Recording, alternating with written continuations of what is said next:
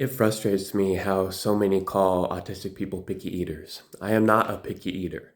I have disordered eating. I don't choose the foods I eat based on if I like them or if they're healthy or not. My brain dictates what I can eat. A lot of the foods that I don't eat, people assume that Russell doesn't like those foods.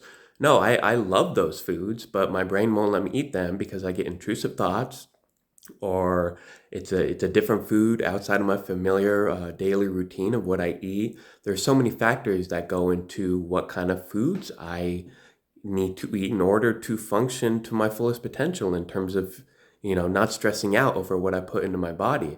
I've always struggled with body issues as well, so that factors into disordered eating.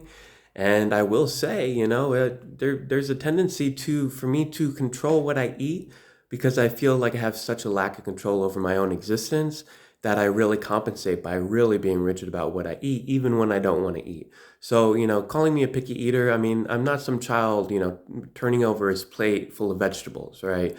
I have an existential burden on my shoulders to wake up every single day and try to figure out what I can tolerate putting in my body, even if it's something I like.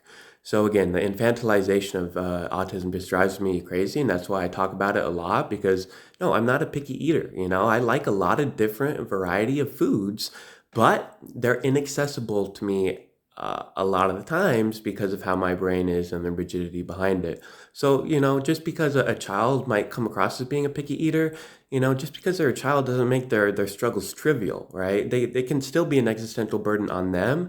And we can call it for what it is oftentimes, disordered eating, not necessarily just being picky about what you eat.